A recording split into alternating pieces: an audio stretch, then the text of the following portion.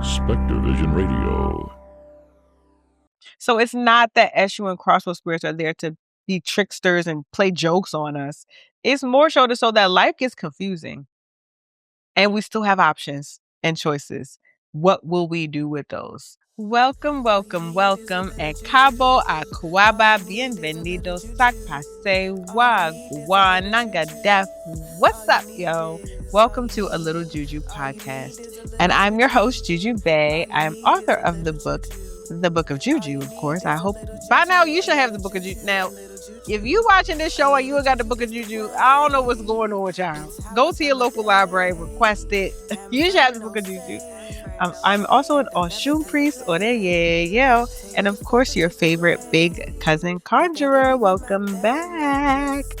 Y'all, this has been such a beautiful season. We are in the process of wrapping up. We only have 2 more episodes after this one, I believe. So we are making our way for the season. 2 more episodes. So this has been such a fun ride. Especially because, I was laughing because a few episodes ago when I kind of went in about Black people not claiming African ancestry, talking about there's no slavery. How, in what world do you think it's okay to deny that slavery happened? So now the denial of slavery means, like, the fights that our people have gone through, the things that our ancestors have experienced, y'all are going to sit there and say that wasn't true? When I tell you that woke the city up, I don't know. I mean, I knew that it would maybe grind some gears, but like people are still arguing. Like I still wake up and be like 47 comments, 100 comments. Like people have been going in on those posts. And really, I'm not in my Rage Bay era. Maybe I am in my Rage Bay era, but I've been so tickled, actually. I even though people have been dragging me, calling me everything but a child of God, saying I'm bald headed.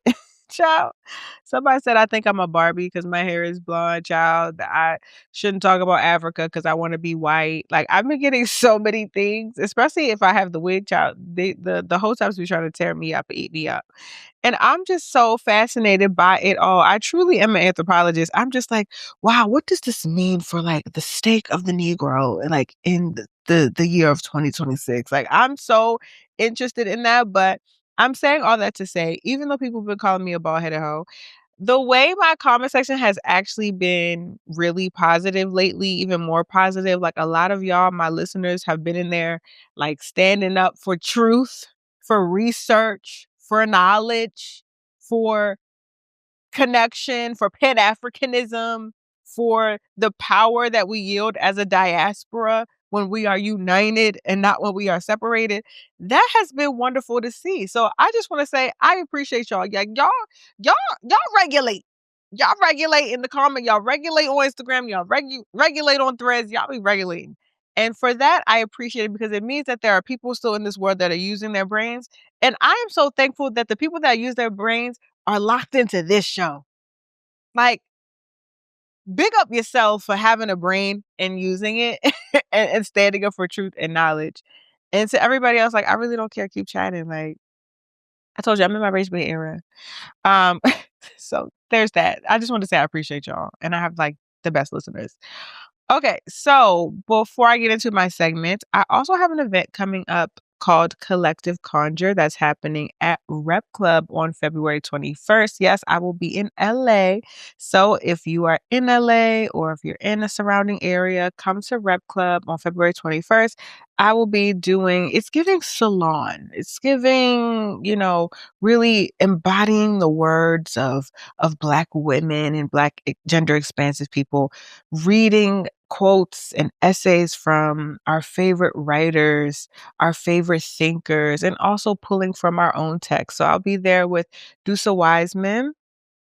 Dusa Wiseman is the author of Dear Cycle Breaker, and I'll be there with Gabrielle Felder, who is the author of The 5 Blessings of Ifa. So we're all going to be talking about conjuration and healing and calling on the wisdom of the ancestors. So if you're into that, come on over to Rep Club. Of course, all of that information will be in the show notes.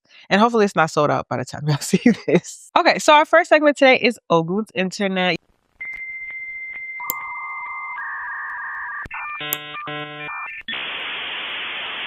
You already know this is the segment where I talk about what I see online. What are we discussing on the Orisha of Technology's interwebs? What are we talking about on Ogun's Internet?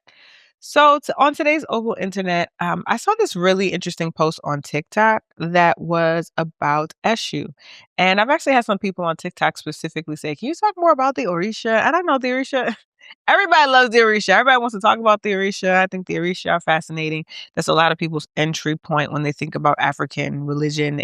It's through the Yoruba tradition. So I'm like, okay, I'll talk about the Orisha. But I saw this on TikTok, and the woman who said this, she's from a podcast. The page is called like HBP podcast. I'm not even sure what that stands for. I think these are like, and it's like they're UK girlies.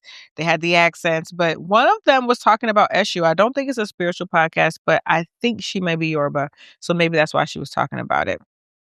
Now, Eshu, if for those who don't know, is a deity of the crossroads. So crossroads deities come up in a lot of different Africana, diaspora, and spiritual traditions, whether it's the crossroads man in hoodoo, or Papa Legba in voodoo, or Eshu, or Elegua in the Ifa, Santeria, Lukumi practice. A lot of traditions have a crossroads spirit. So when we think about a crossroads, it's an intersection. So we can go left, we can go right, we can go up and north and south, east and west. And we're making a choice. We go the way that we need to go to get to our destination. Very similar to crossroads spirits and energy. That is about the intersections that we come to in our own life, how we make choices. What decisions do we want to make? What are the consequences of those decisions? How will we live with those decisions? Are we prepared to adjust and deal with the choices that we make? And Eshu and many crossroads spirits remind us of not only the importance of choice in a sense that like what way are we going to go, is it right or wrong, but reminding us that we have choice. Like we have, I don't want to necessarily say free will, but we have decisions that we get to make and decide. And so crossroads spirit often walk with us as we're deciding and going down the roads of our own choices and allowing us to, pros and cons our choices. So this deity, specifically Eshu, why I love this video is because this woman is talking about the importance of Eshu, but also how Eshu has been relegated to a devil. So I do want to play that clip here. So in Yoruba language, the word that's generally used for the devil is Eshu. What basically happened is that in Yoruba spirituality, we don't believe in the devil or hell, there's one God and there's different Orisha that act as messengers, because the one God is too magnificent for us to access directly. That's why we have Shango, Oshun, blah, blah, blah. Then Eshu is the trickster Orisha. So he is the messenger, but he also plays tricks on people and also delivers punishment if you've done something wrong. So the dilemma came when it was time to translate the Bible, because they were like, we don't have a word in Yoruba language for devil or for Satan. So what are we going to use? They chose the Orisha that is a trickster, and that is mischievous. Labeled him as the devil. Named the devil as Eshu. Okay. Now, why I think that's particularly interesting, again, this translation was actually done by a black man, Samuel Ajayi Crowther. He was one of the first missionaries. He's the one that translated the Bible. Now, what is particularly interesting to me is that when it comes to the name Jesus, they didn't give it the name of the creator Orisha, which is Obatala, created human beings, molded people. They didn't change Jesus to Obatala. They kept Jesus as Jesu, but they consciously changed the devil to the name of a Yoruba Orisha. Instead of saying like Satani, which you'll hear sometimes, but that's not the official name, or Devili, something like that. It's a conscious... That's deeper, Bro, it's deeper, but nobody knows because nobody reads. And not only does nobody read, people are so scared of themselves. Like, nobody wants to type in. So I really appreciated this creator sharing this, because it talks about how deep, colonialism is, and how the word devil in Yoruba culture is being associated with a deity that actually is meant to send our prayers up to the creator, up to God.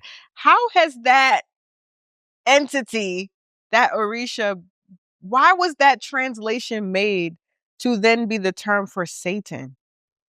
And that understanding of Eshu as the devil, and then as Satan, has expanded beyond Yoruba culture. It even has happened within Hoodoo. The lore about Robert Johnson, it was a nod to him a bit in Sinners, but Robert Johnson is a blues player, a blues guitar player, and the story is that he sold his soul to the devil in order to learn how to play the blues. And so he had to make a lot of sacrifices, but he sold his soul, and that's how he learned. They say the devil taught him how to play, and that's why he was sort of like an overnight quote unquote success. And, again, selling his soul to the devil, but they said he went to the crossroads to do so. So again, we have this like crossroads energy. What's happening at the crossroads being demonic. It's so strange. And I also want to add, even though Robert Johnson is the one who gets that story told about him, it's actually Tommy Johnson. Like, the lore grew around Robert Johnson, but the actual person who said that they did this was Tommy Johnson. They actually have no relation, but somehow the story got latched onto Robert Johnson, and so now that's the lore about Robert Johnson. But happened to Tommy Johnson, who is also a blues player as well. So what I also want to add, though, is this piece about her labeling Eshu as a trickster. And I think that we have to be, I won't say careful, but I think when we say trickster, that means that there's an attachment to like being manipulative, or that he's trying to confuse us, or that he's trying to cause us harm, or that he's trying to, wreak havoc. And we do have to be careful with that, because Eshu is not there to cause havoc. I don't really think any crossroads, well, I can't say any, I don't know every single crossroads spirit, but I don't think that Eshu is there to wreak havoc. And this person under the TikTok says something that I really want to uplift. Their name is Luann. This person said Eshu is not necessarily a trickster, but a divine messenger. The term trickster makes him sound like his role and purpose is mischief, but that's not true. His core purpose is to help expand your consciousness, to help teach you certain lessons. This can include creating illusions, but it's for the purpose of inner growth, a moral pedagogy of sorts. This is because ethics and good character, along with community and conservation, are central to Ifa. So while Eshu can employ trickery, it is not to deceive a person per se, but to expose blind spots and bring humility. And thus, that is how your mind expands. So as an Orisha, Eshu is associated with communication, carrying messages between humanity and the divine, and the place where choices are made unpredictably, bringing reality to plans and enforcement of order. So it's not that Eshu and crossroad spirits are there to be tricksters and play jokes on us. It's more so that life gets confusing and we still have options and choices. What will we do with those? That is where Eshu sits in our own lives. And so I'm just encouraging y'all to consider how you identify with crossroads energy, the spirit of the crossroads spirits, Eshu, Papa Legba, whoever it may be, the crossroads man. How are you with decision making? Are you overwhelmed? Do you get flustered when you have to make a choice? Are you okay with accepting consequences of your choice?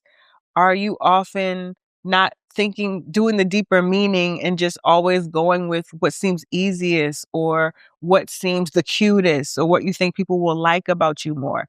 That's actually what Eshu is, bringing forth the expansiveness of the human conscious. And so what do we like? So now what? That's the energy of Eshu. So if you feel like I'm not good with decision making, you may need to do some crossroads work. You may need to go to the crossroads. You may need to leave an offering there.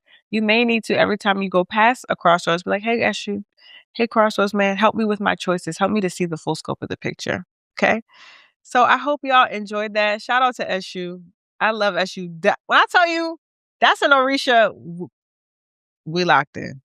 Love Eshu real bad. So yeah, let me know what y'all feel about the whole trickster thing in Eshu, and also Eshu being relegated to the devil, which I didn't say before I closed this segment. I don't know if y'all heard the creator say this.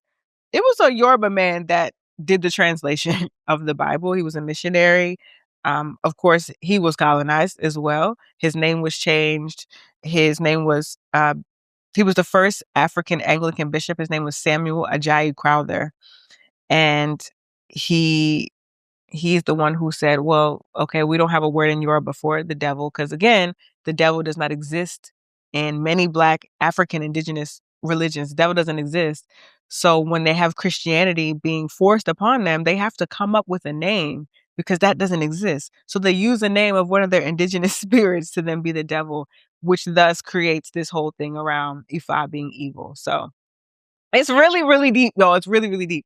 But let me know what y'all think about that in the comments. All right, y'all. So our next segment today is Black business. And no, I'm not going to teach y'all how to set up vending machines in the mall. Even though I low-key want a vending machine because the girls are making money from the vending machines. I'm like, do I need a vending machine? Do I need to put some sage bundles in the vending? Just kidding. No, this is the segment where I talk about what is going on in Black people's business across the diaspora, because as we know, what happens there happens here. What happens here happens there. So we need to know what's going on around the world with our Black kin. Now, today in Black business, we're not going that far. We're actually just going out back. Come inside, come to the kitchen. We're gonna go right back outside. We're staying right here for Black business today. Because we need to talk about the ice cubes. And I'm actually not even wanting to talk about the ice cubes. You know what I'm talking about, right? The kidnappers that's happening right now. I need to talk about our response to them. We are in this wave right now. I've seen so many videos, so many TikToks, so many tweets, so many posts about this ain't our fight, y'all. I'm not dealing with this ain't my fight. This ain't our fight. We told y'all this ain't our fight. They stay looking for us in them protests. Yes, sir. They want to know why we're so quiet. Yes, sir. Why we're not saying anything. Y'all stay wanting us to get out of the way, trying to move us out the way. But then when some shit go down, y'all want us involved. I am so proud of you guys for laying low, minding your business, and saying this is not our fight. And I mean, I'm friends with people who are saying this to me. I have family members who have told this to me. Like I'm consistently hearing this situation that's happening right now in the US is not a responsibility of interest. This has nothing to do with Black people.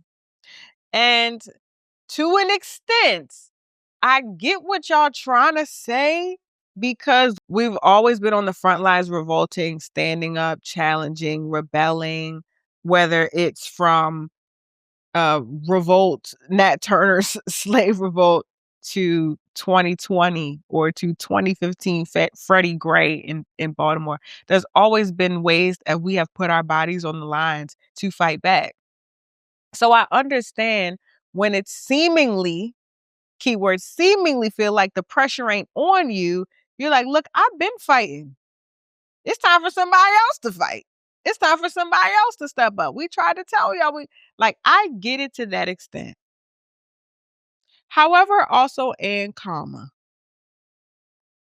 to say that this has nothing to do with Black people it's a lot of things, but mostly it's untrue. This situation has everything to do with Black people, and I'm going to tell you why.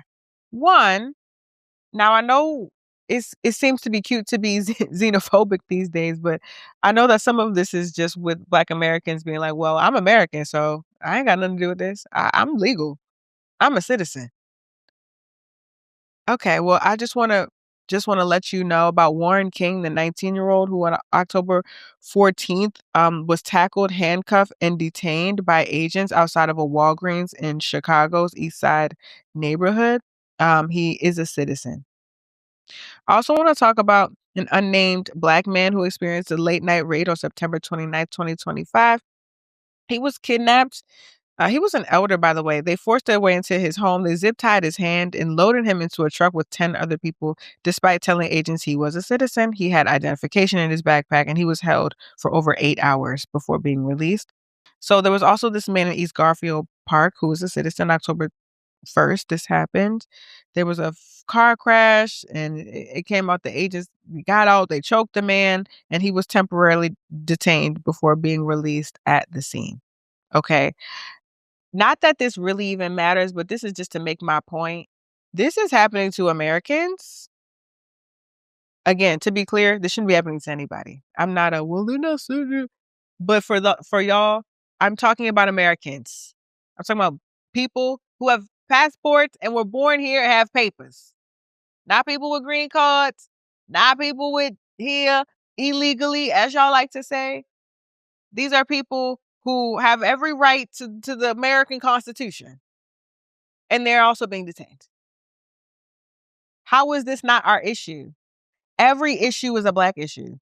Because if it's happening, if it's happening there, why do you think it would happen here? It is happening here. Point 2 of this is to not say that this is a Black issue. Y'all are thinking that this is just about Latinx people. As if there's not Black Latinx people. As if there's not Haitians. As if there's not Caribbean. Like, there are Black people in the U.S. who are documented and undocumented that are being impacted by this. You thinking that this system is trying to really qualify and classify who's who and why, and you Black people thinking that we will somehow be released from this is ridiculous. Since when have we ever been released from anything? And if you think this is just an issue of brown people, you haven't watched TV or seen a post or read. I'm not saying that we all have to get on the front lines and protest. I have protest fatigue. That's not to say I'll never protest again. That's not to say I don't stand up. I haven't been to a protest yet. I've protested so much. Oh, I was an organizer. But there are other ways that I show up in this moment. And the main one I always say is education. You have to know what's going on. And you cannot think, well, this ain't about me. We don't have the privilege to say this isn't about me. I am so sorry.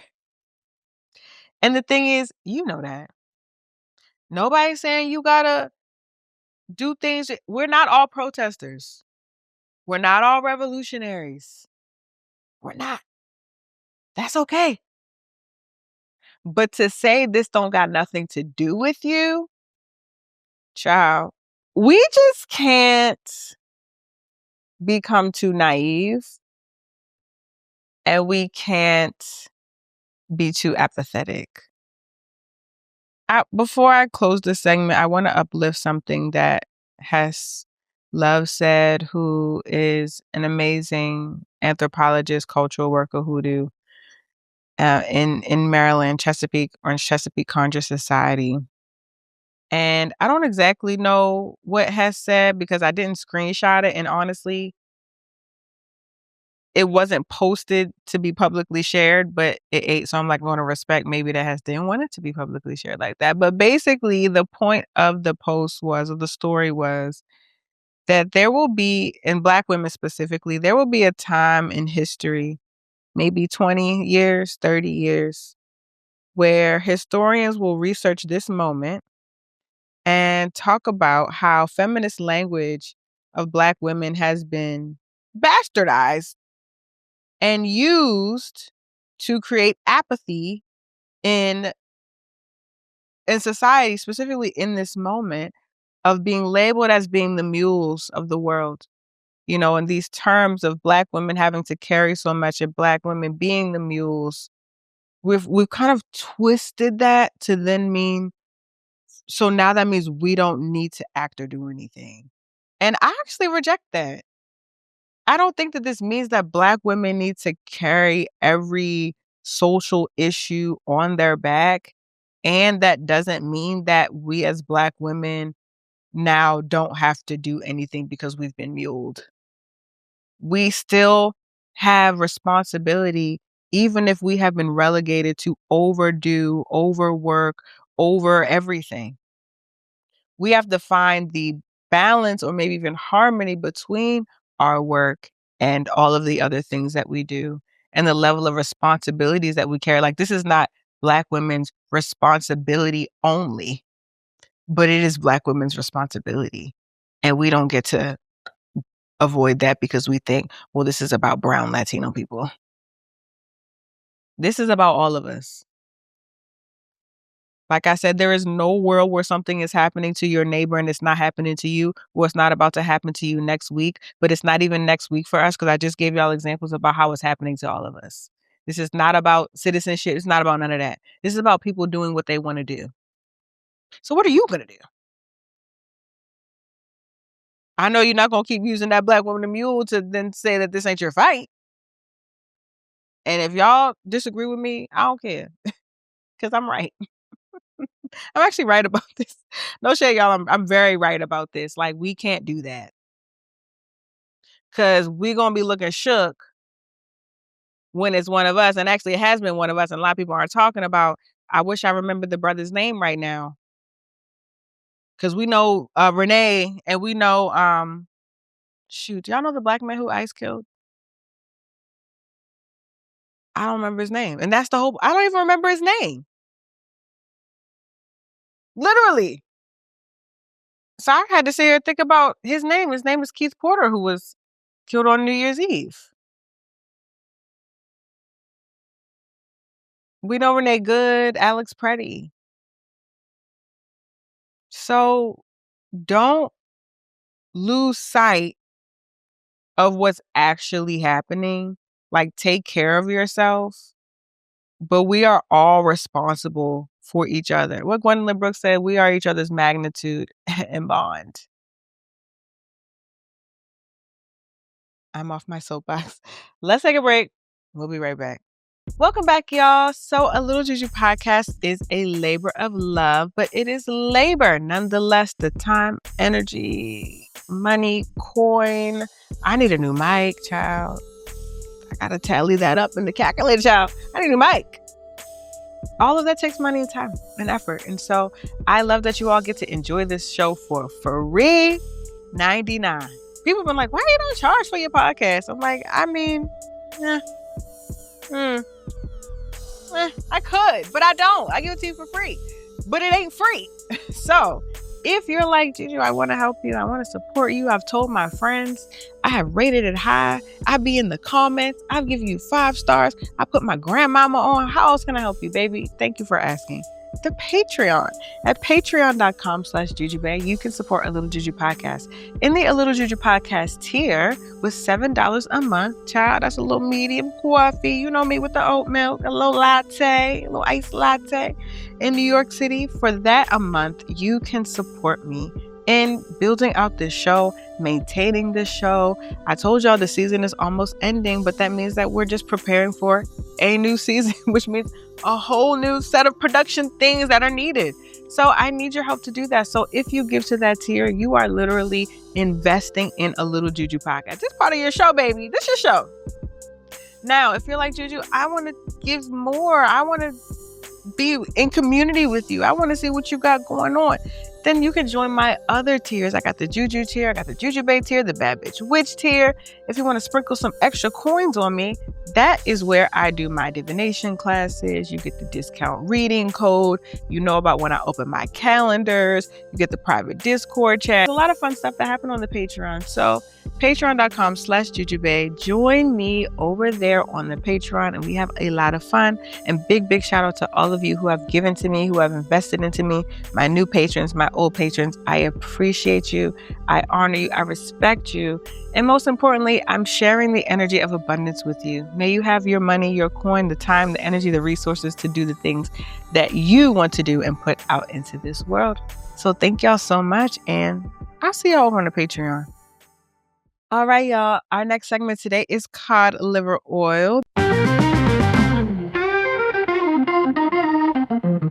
This is the segment where we talk about health and healing and what are some tips that we can use to help our life, help our lifestyles, to help us feel good about ourselves, to help us feel better. We got a lot of things we got to feel better from. So this is my way and my tips to support us in that. Whether it is a spoonful of cod liver oil or you go to Pilates every day, there is always something that exists that is there to support us in our everyday lives. So my cod liver oil tip today is an old black remedy, child. We've all heard this one. This is a very popular method of healing that our people have used for a long, long time.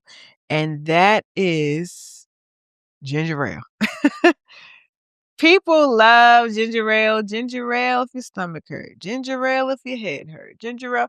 Now, I don't even know if ginger ale is even for headaches, but for some reason, the ginger ale is just a recipe for sickness. If you feel bad, have some ginger ale. I know I grew up in a ginger ale house, especially with my mother. If I was sick, I was eating crackers and ginger ale. Like, it was always ginger ale. Now, we know that the main key ingredient of ginger ale is ginger and the importance of ginger. So I want to talk a little bit about how ginger ale is so helpful and why. So it really helps with nausea relief. I know, like, the sickness that I would experience mostly would be like if my stomach hurt, if I was throwing up, stuff like that. That's when we would pull out the ginger ale if you can't keep things down. And that's because ginger is a nausea relief. It encourages stomach emptying. And so it really helps aid the discomforts that happen when we are nauseous. It's even helped treat people who are dealing with chemotherapy. And so experts who work with patients who receive chemo for cancer say that ginger can take the edge off of some of their post-treatment nausea. So they use this in the medical setting. It can also help for people with pregnancy. For generations, people often praise the power of ginger to help with their morning sickness or just the sicknesses that happen when they get pregnant. Ginger also helps with bloating and gas. It can cut down on fermentation and constipation and other causes of bloating, wear and tear on cells because it contains antioxidants, and it also may be an anti-inflammatory. So ginger has a lot of uses and needs. So it is no wonder that it's always like, you just need some ginger ale.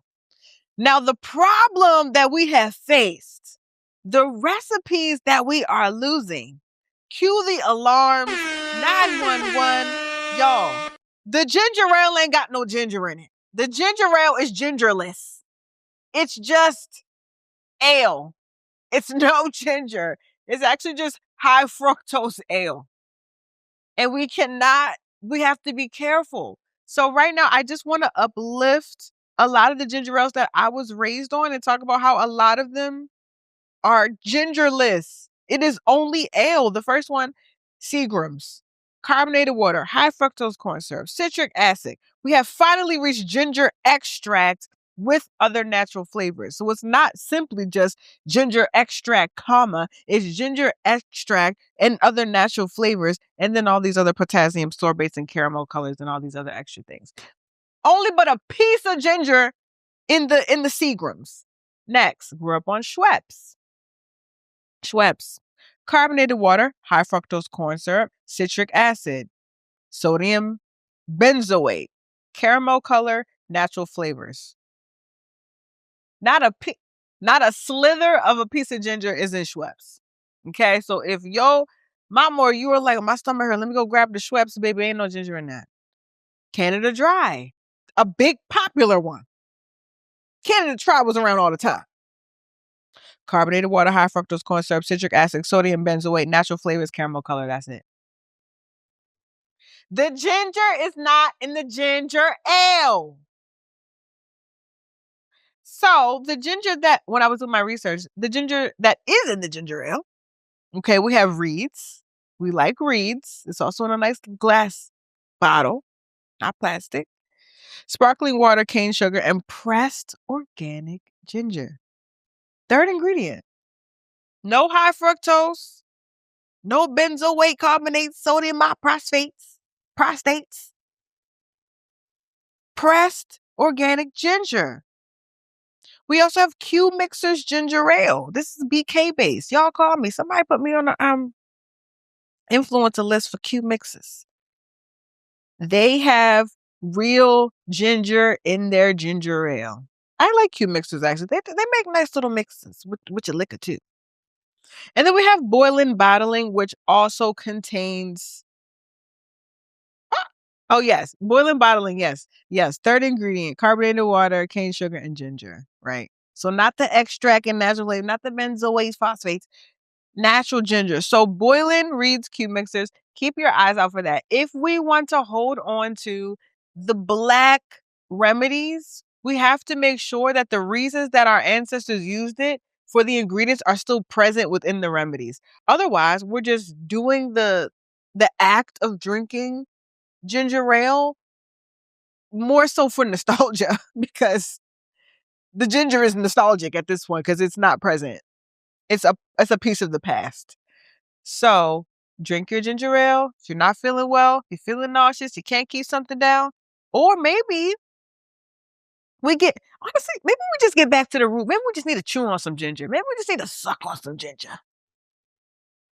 Maybe we just need to have the natural root. Maybe we need to press some ginger and put in some warm water. Put in our tea. We can still, I want to keep the ginger ale alive too, but y'all, with all the sugar and all this, I don't know if it's doing what it was made to do anyway. Now, if we're doing it for nostalgia, you need to eat it with your crackers, go ahead.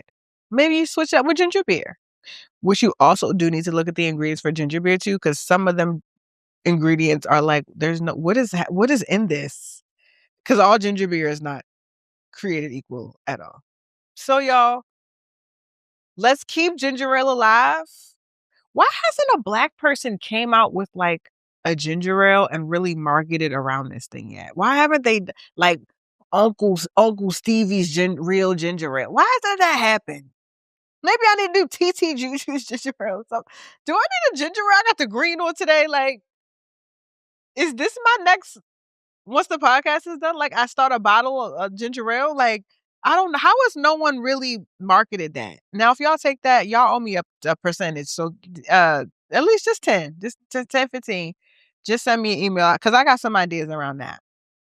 Anyway, y'all, let me know in the comments. Did you grow up with ginger ale? Do you still drink ginger ale? And how do we feel about the lack of ginger in the ginger ale? Let me know. We'll be right back, y'all, until our next and final segment. Okay, y'all, our last segment today is Dear Juju. This is the segment where you all write into me your questions about love, relationships, spirituality, whatever it is that you want to know.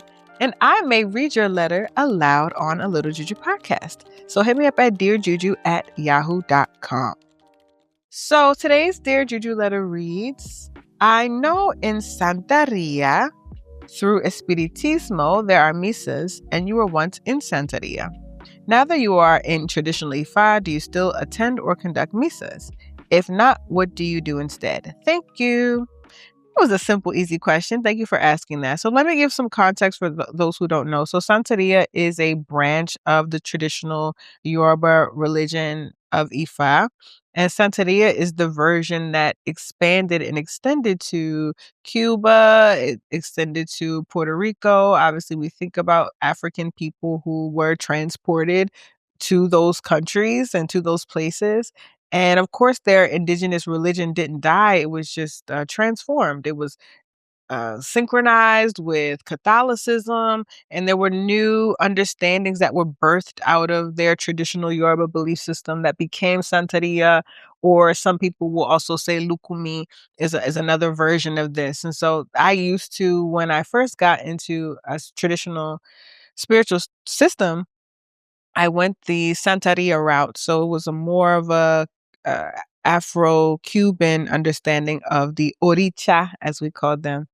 And so in that sect, there tends to be in Santeria and Lukumi spaces more of a focus on misas, which are essentially spiritualist seances where we work with the dead. It is really a place to work with the dead.